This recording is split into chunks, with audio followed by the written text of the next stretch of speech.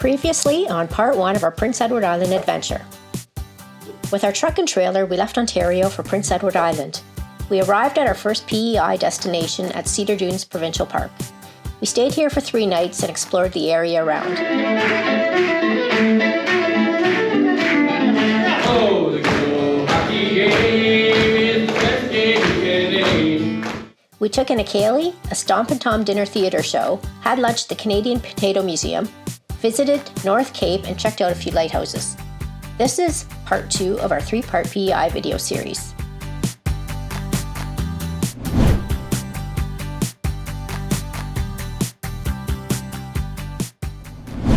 So we were going to do 6 nights at Cedar Dunes. But we did 3 nights. Yeah. We're going to do 3 nights at Cabot Beach Provincial Park. Which actually makes more sense. Yeah.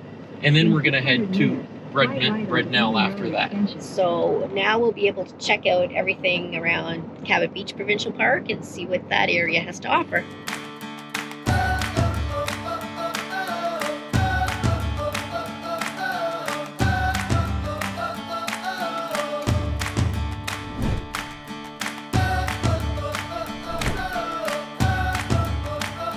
So, Spill the tea. okay, we go to Site 8. We got our Wi-Fi password. So we just kind of go past there, turn right. We are number 8 across from the comfort station. And this is us, site number 8 on Cabot Beach Provincial Park. This is a very open campground. We got a big flat grass site. The fire pit has no ring around it or anything. It's just kind of a hole in the ground. It's kind of different because all the fire pits are kind of in a communal space behind all the campsites. But it looks really nice. Cabot Beach Provincial Park has 69 3-way sites, 32 2-way sites, and 70 no-service sites. There are 4 comfort stations with flush toilets and showers, with one of them having laundry facilities. There's 2 playgrounds, an interpretive center, an education center, and free Wi-Fi. There's a beach area with rentals of sea kayaks and bicycles. There's a 2-kilometer hiking trail along the top of the bluffs and down onto the beach. Well, that's a beach. This is a big, beautiful beach. A lot of beach.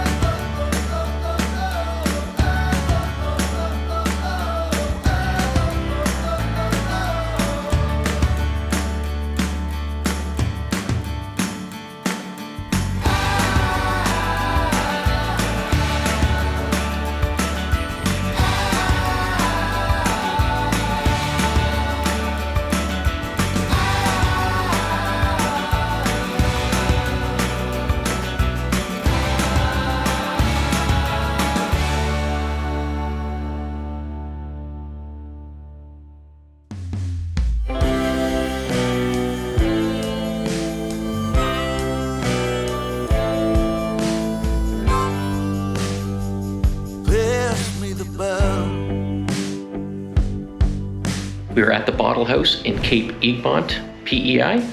This place was built in the late 70s, early 80s. There's 3 buildings here, all made of recycled bottles. It's a $10 admission fee.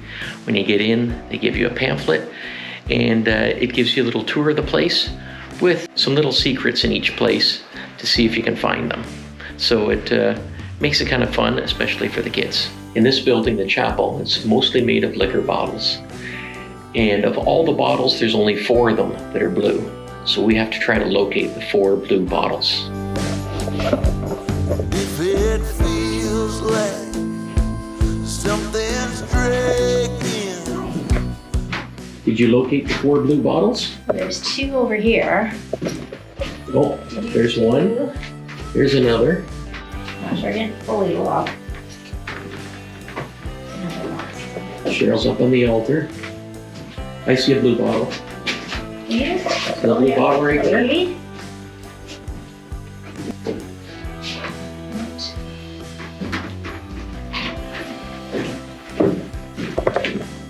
And all these bottles here are made from the prayer candles. Yeah, from the previous usage, which is good.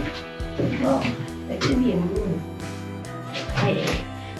And what are we looking for here? Goldfish. Goldfish in the pond. Goldfish in the pond. Oh, I see one. Do you? I see one under there. Oh, Yeah, where? under that lily pad. Is this? Saw a goldfish. Cheryl, Yes. what does the fox say? Ding, ding, ding, ding, ding, ding, ding, ding, ding. Something like that.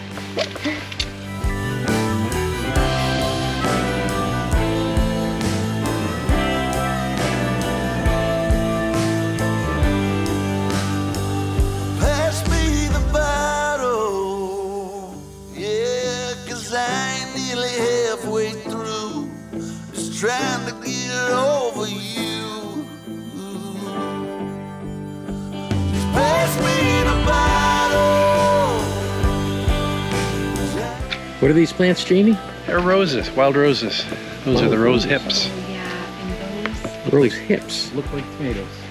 Yes, they do. And then this is when they bloom. And they will smell really good too then.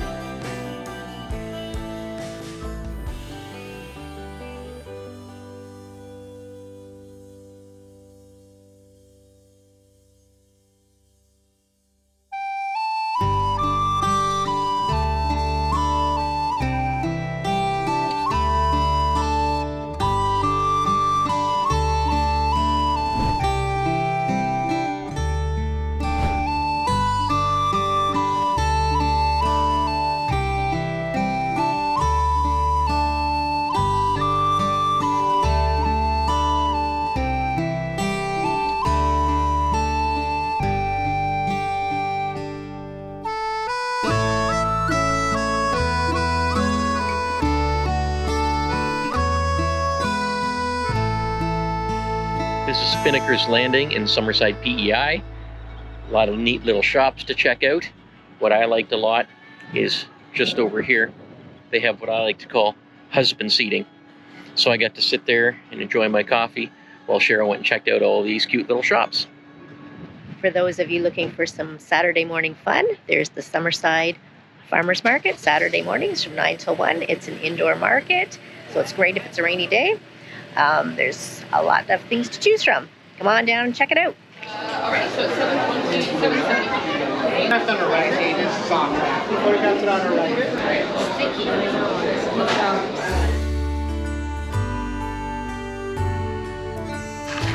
This is Avonlea Village, and right now it's a collection of restaurants and shops that you can come to. When we were here 20 years ago, it was still what it was purpose-built for, so all of the buildings, this was like fictitious Avonlea where Anne of Green Gables was set.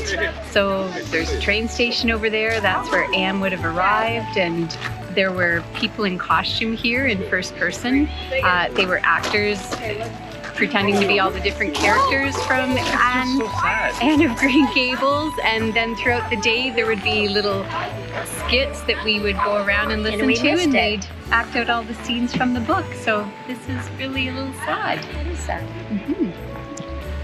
Went to Dorian Fisheries in Rustico and picked up 2 £1.25 lobsters already cooked, so you don't have to worry about cooking them at all. It was $13.50 a pound, and now I am a very happy camper.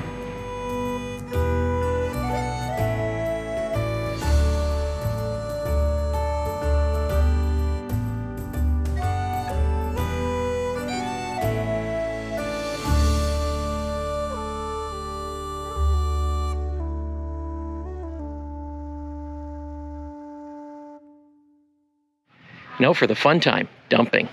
We just finished our time here at Cabot Beach Provincial Park. We're going to do a quick dump, and we're heading off to Brudenell.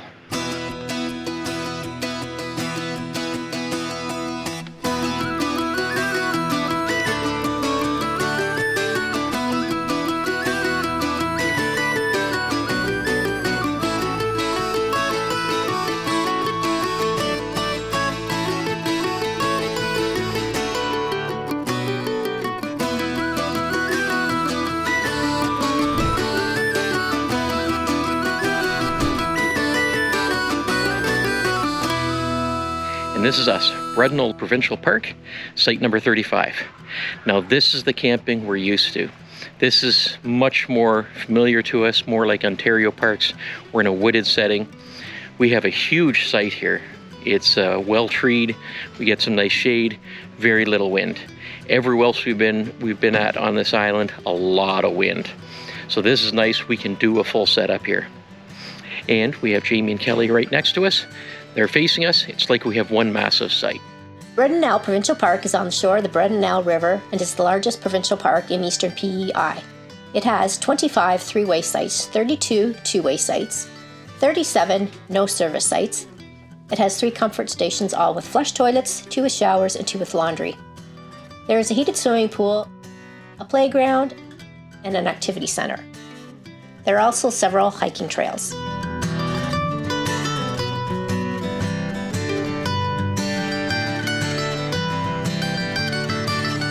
Also on the property is the Brudenell River Resort, which has a 4-star 99 guest room hotel.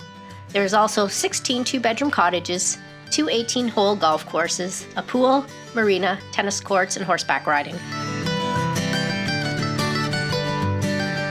It's Monday, September 4th, 2023. This is the last day that the pool is open. So I just came back from a little walk and thought I'd cool my tootsies. It's refreshing. It's a nice pool.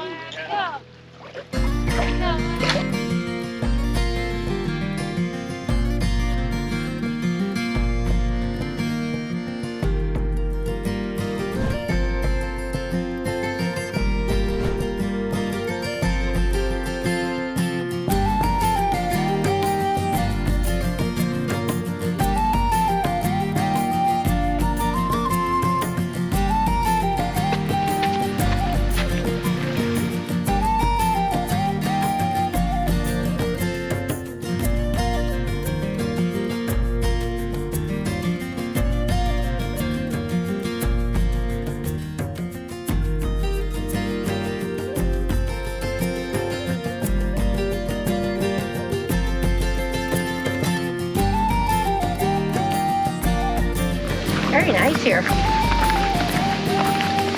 I'd come back.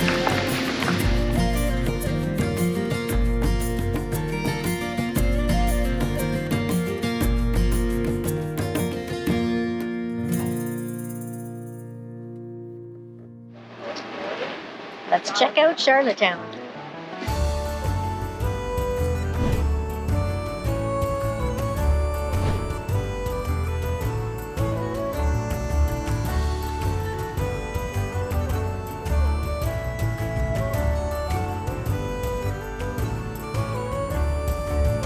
Wooden jacks look fantastic in a little tuxedo. This is an over-the-collar tuxedo. He's so handsome already. This might be too much.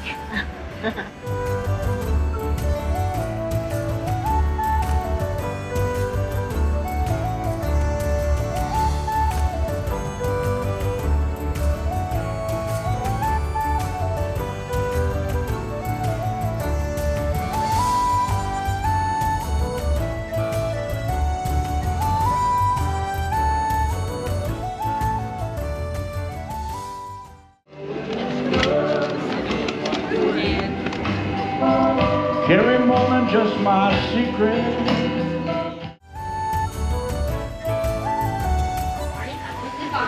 I'm getting the apple crisp. Thank you very much. I get the P.E.I. apple crisp. What'd you get? The Moo Crunch. Moo Crunch. Nice.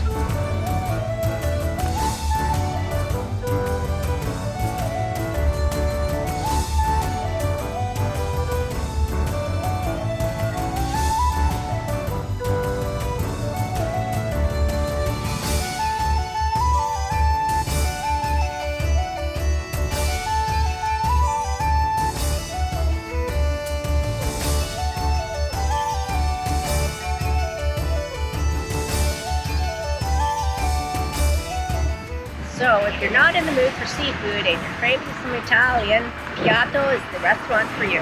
Come on down and check it out. I had a really nice wood-fired pizza. I had the meatballs. And it was all priced very reasonably, and it was excellent. We are in downtown Charlottetown for a ghost tour. Way down. down. Thank you very much for joining me on this promenade. The tales I'll be speaking of,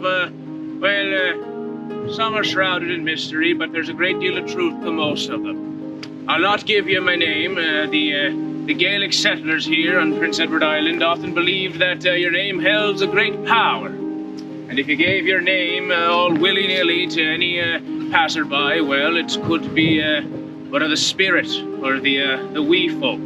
And once they learn their name, was the executioner would walk up towards the rope, grab onto it, and make your way to the center there and speak to the base of the cross. All you have to do is say your name. That is all.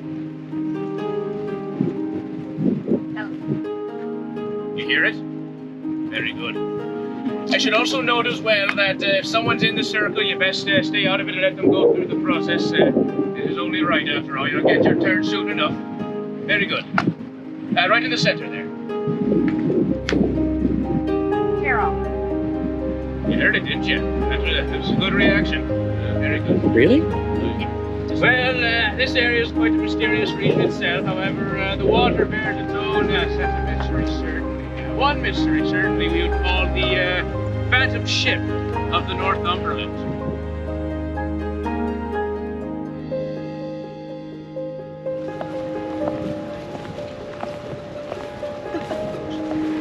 You look at the spectre. Don't say anything to it.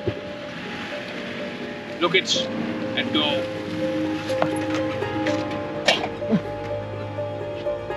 The spectre will have no choice but to mimic your exact motion, and the moment it does so, you'll know it's a spectre.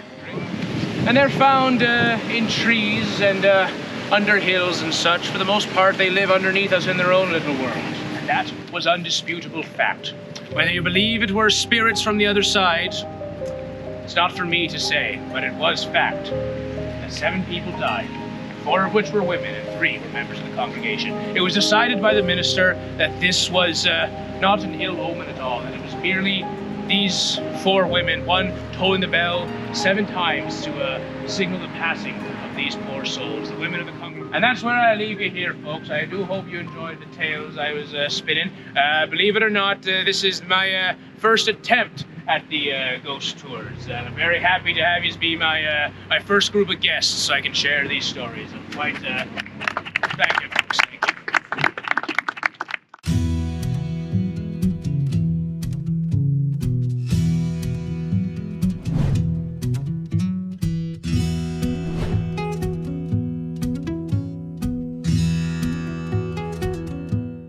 Thank you. This is not the first settlement, as there was one in Charlottetown and a few other small ones around, but this was one of the first big documented ones from France.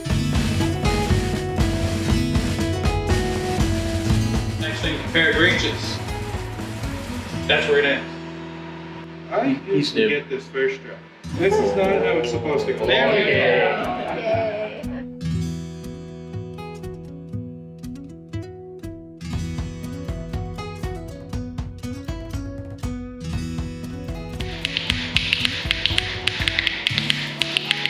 I'm the wrong person. I did it.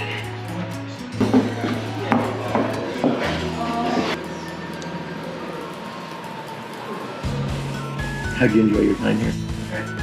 It was a lot of fun. I learned a lot. It was very informative.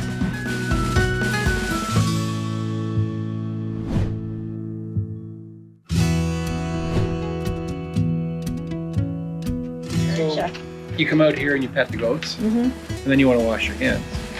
So they've got a sink over here to wash your hands, but there's no soap.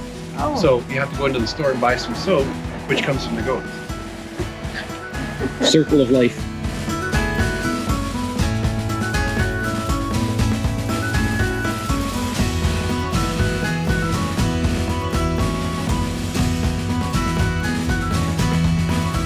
We found our way to the Great Canadian Soap Company, and our friends the goats were there to greet us, which was a nice surprise.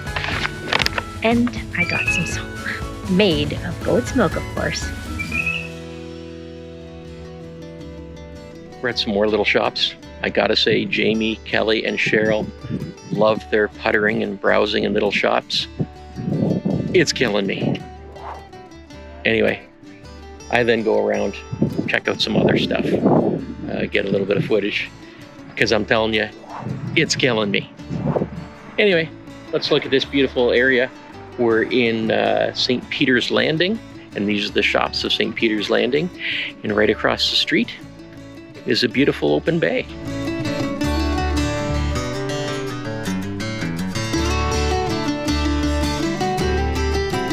In Peter's Landing, Jamie and I picked up some fresh mussels. They were $3 a pound. This was going to be an adventure in cuisine, as neither of us knew anything about preparing mussels. So Jamie and I got some mussels. We're gonna be preparing them now. Have you ever done this before, Jamie? Nope. Me either. Well, this is good. 1 minute tips. How to prepare mussels. Thank you. Of course, we go to YouTube for this. You can find a lot of good stuff on YouTube. First check is easy. You add some salt, some cold water. You add the mussels. Easy as that. Good luck and enjoy your mussels. And for more tips, click on the link. Did you hear that about putting them floating and seeing which ones are dead and all that sort of stuff? Oh boy, I'm scared.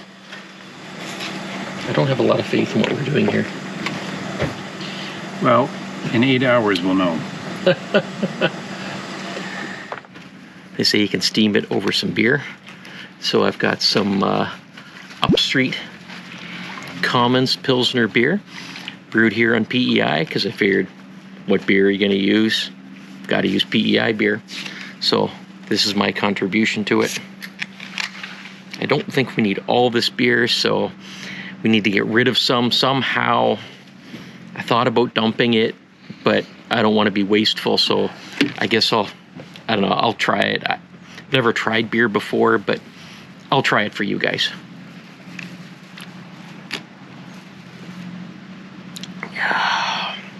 Okay, I think I might have to get another can for the oysters. So you rinse them all. Looks like they've already been debearded. A couple had a little bit of a beard. We took that off. And we've rinsed them a little better. And I've looked for any broken ones, and I found a couple of broken ones. So those are likely dead. So I discarded those. And now we're gonna start steaming them. Where's the beer? Oh, there's the beer. And you got some water and onion in there. Yep. You steam them for 6 to 8 minutes, and then they open up. And when they're fully open, they're done and ready to eat. Oh, look at, he's opening up. Keeps getting wider. He says, I'm so hot. Oh, I can't breathe. I gotta open up. He's brave. I don't know that he was done. I do not feel good about this. Yeah, now we're experts at this. First ones were a little phlegmy. Ooh, it's hot. That's yours. Mm-hmm. That's good. This one looks pretty good to me. That looks good.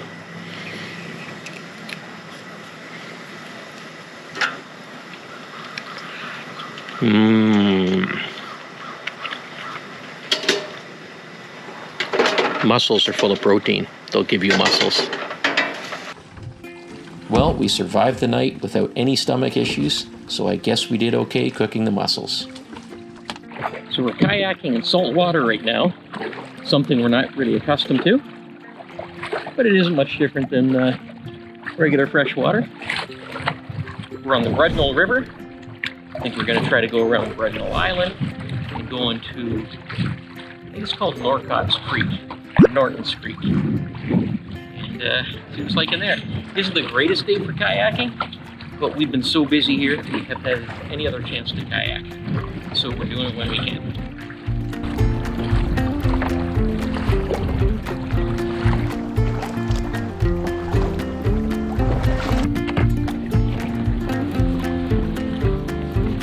Much more sheltered on this side, a lot calmer, easier to paddle. You hitting bottom? I think I'm going around. Oh boy, is it ever shallow. Oh, okay, I'm stuck. I gotta get out and walk. Look at you walking on water. Well, of course I am. Yeah. Here's an interesting thing about Prince Edward Island. Something that will give you perspective as to the size of the island. So it is 5,660 square kilometers approximately. To put that in perspective, and P.E.I. is its own province, but to put it in perspective, Algonquin is 7,660 kilometers. So Algonquin Park is much bigger than Prince Edward Island. In fact, P.E.I. is only 3/4 the size of Algonquin Park.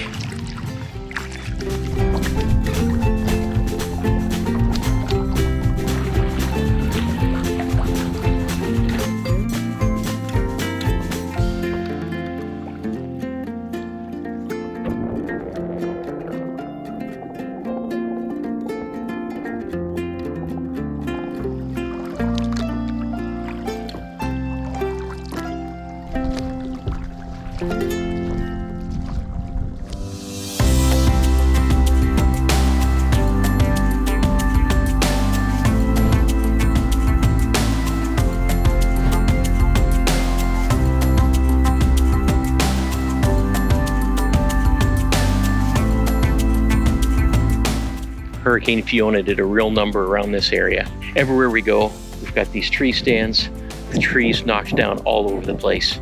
It's really something to see.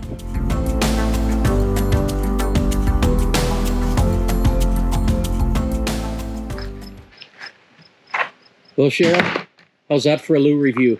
A quick loo review. It's kind of mediocre. Do you want to see inside? Sure. Okay. It's okay. I mean, it's got the toilet and toilet paper and garbage can, but it's a little bit dark and Stinks. that side I think stinks more than that side. So what do you give it? There's sanitizer. I'll give it a wilted flower. Okay. Maybe. I'm just smelling it, and I would give it a skunk.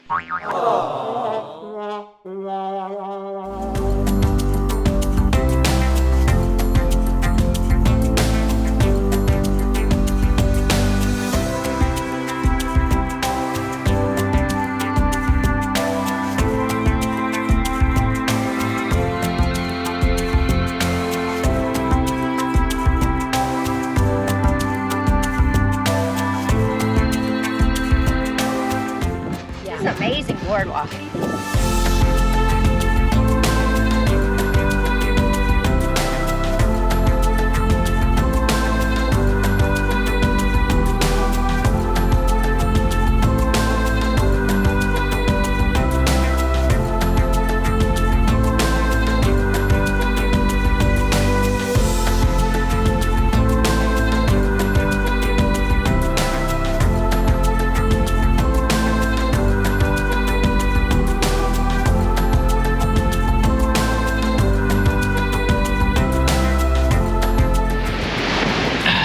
Greenwich Dunes National Park. It's awesome.